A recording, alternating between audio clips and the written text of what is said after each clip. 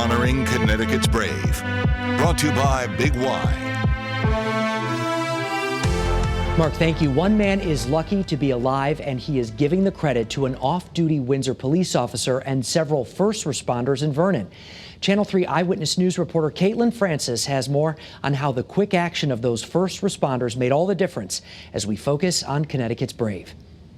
How it is. I can't tell them how grateful I am to be alive today. On a Saturday morning in July, 32-year-old Vince Bonaddio and his wife went to Planet Fitness in Vernon.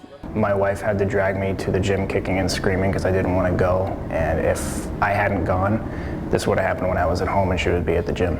Vernon emergency? A guy was on elliptical and he fell off.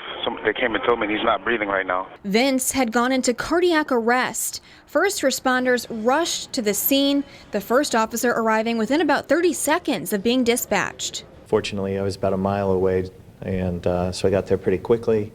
Grabbed my med bag, my AED, went inside and saw an off-duty Windsor officer doing chest compressions. Officers say after a shock from an AED and CPR, Vincent had a pulse, breathing on his own.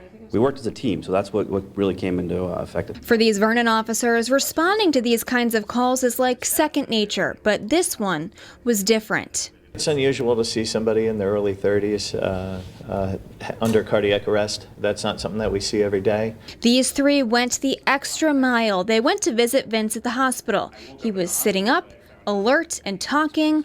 Also, not something they get to see every day. It was very surprising, but it was also very uplifting because you knew that what you did worked. And we don't often, at least on our side, don't get to see that very often. We're this age, we're ready to, we're thinking about our lives and our families at that point. So, but luckily, he's here with us today. Here for another holiday season, thanks to the first responders' quick actions to get his heart beating again. Hug him and say, hey man, you're here for the holidays. I can't be grateful enough. I'm here today because of them. In Vernon, Caitlin Francis, Channel 3 Eyewitness News.